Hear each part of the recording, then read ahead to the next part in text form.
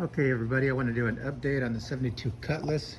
It's been about a year since I've done a video, and I was surprised that it got some views, and I appreciate that. And let me just explain to you guys what I've done to the car since last year and what my plans are this coming year now that over here in Central California, we finally broke 100-degree weather, so it's finally cooling down. So I'm working here in my backyard, and anyhow, now I can finally do some work on the car. So the engine went in, and on this car, I'm not a mechanic, I'm not a painter, I'm not a car builder, but I can try to figure it out if I go back stock, which I have been. This car was a family-owned car, and since it was new, and it was never tore down or butchered up or anything. It just sat for a long time, and it needed almost everything to be rebuilt or replaced or restored. And I'm going back with the exact same style, same parts as far as the reproduction parts, but no modifications are being done. It's a 350 Rocket. It was rebuilt. I did upgrade the HEI distributor. I was having a hard time to get this thing to fire up, and that took care of the problem. The original distributor and points just wasn't doing the job. And so as far as the engine goes, we did start it, broke it in. One problem that I did notice, I have my gauges just sitting on the dash right there. When it hit close to 10 minutes of idling time, my friend had helped me. It was at a certain RPM idle when we were breaking in the engine. Closer to the 10 minutes, I noticed the temperature was getting in the hot range, and we shut it down. And I do not have my shroud here or the fenders, so I'm hoping that was the problem of why the car was overheating. If anybody has any suggestions or knows if that's critical, the shroud that would cause overheating, let me know in the comments. And it has a new radiator, new water pump, new basically a new cooling system, but it seemed to have overheated towards the tail end of the initial break-in. And so see the new radiator right there. From the factory, it did have the power booster pump, so it is all 4 drum brakes and power booster pump, so they're power drum brakes. And so I didn't want to do any modifications just due to cost and stuff like that, so I just replaced the old parts. And a lot of metal work was done. The car was parked for a long time, and maybe where the sprinklers were hitting, or it was in the Los Angeles area, and it needed a lot of metal work. And I still have to do the fenders and the doors, and I'll probably do a video on that showing the metal replacement, the body work, and everything involved on the doors. I am thinking about going a different color.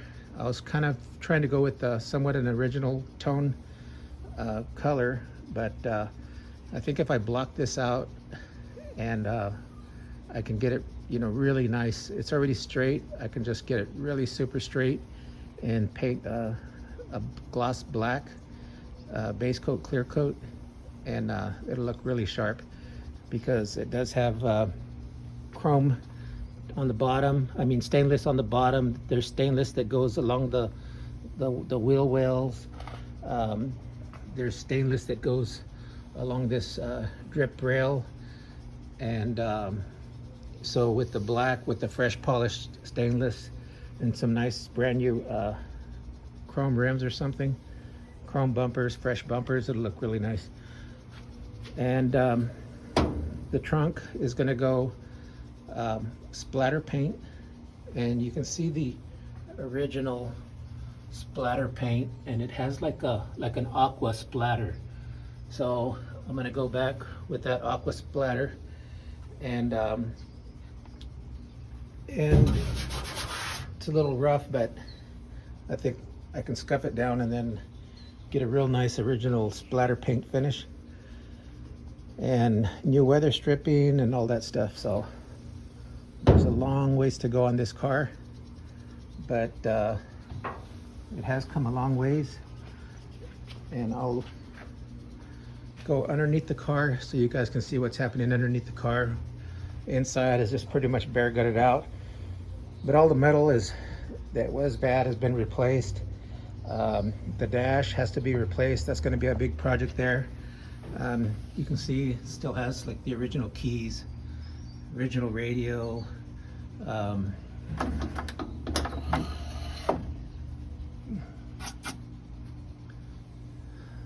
probably some old documents in there.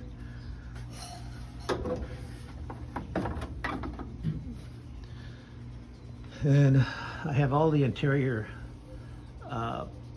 in the shed, so I do have all the seats, the door panels and everything to make patterns. The rods, they go on the headliner. Actually, this roof was even replaced. I replaced the roof. You can still see the sticker right there, Auto Metal Direct. And so there was a lot of metal work because it had a vinyl top, and moisture got underneath the vinyl top, and it just rusted away. It just deteriorated that underneath the vinyl. And but anyhow, there it is there. Let me lift up the car and then we'll look underneath it, and then I'll wrap up the video. So coming underneath the car, the whole frame was stripped down and epoxy sealed and painted hot rod black. I think there's an old video on that. There's a video on the gas tank. I have the original gas tank. It was in really good condition, but it had surface rust, and I was surprised how much attention that video got on painting the gas tank. It's just I think it's a silver metallic, and the rear end is all original. I did put a new gasket on this cap here, and I used the existing exhaust to start it up. Once I get everything tuned and dialed in where the car can, drive and put back together complete, I'll take it to a muffler shop and have them maybe do like a dual exhaust or something. The brake lines are all new. Rear brake cylinders, or brake cylinders all the way around on all four wheels. And so underneath it's pretty clean. Let's go underneath over here. Let's see if we can see some more stuff. Ooh. Okay, so got some cobwebs sitting. We got new lines. One's a vent, the other one's a gas line, and then what's this one? Brake line, I believe. I can't quite remember. It's been a while back since I did it. The rear end, the drive line was balanced, and new ball joints, if that's what these are called here. I did put a new seal here. There was a leak for the longest time, just a drip making a mess, and it was so easy to reinstall that seal, and I wish I would have done it a long time ago. And all up in here is the new parts of the brake lines and everything else. So it's pretty clean. All of the underside is painted flat black, and the frame is a gloss black. And My uncle told me not to rebuild the transmission. He's the one that bought the car. It was my aunt's car.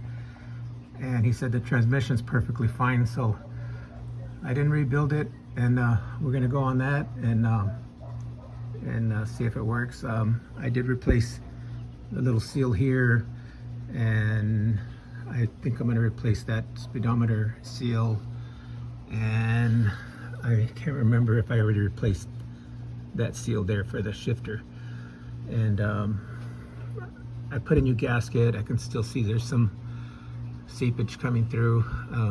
Sometimes when the cars aren't driven and parked, that could do more damage than when they're driving them. And but anyhow, let's go towards the front, and I see a little, looks like there's something here. Oil? No, maybe that's water. Okay, let's go to the front. And I could have did a better job on detailing. I didn't replace these bushings, and maybe I should have. It was just he said the car was driving and steering okay, and they seem to be okay.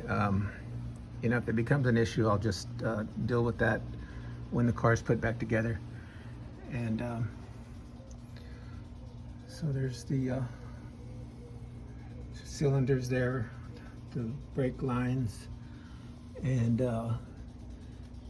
it took time, and it wasn't too bad, but that's only because I replaced everything exactly the way it was originally from the factory.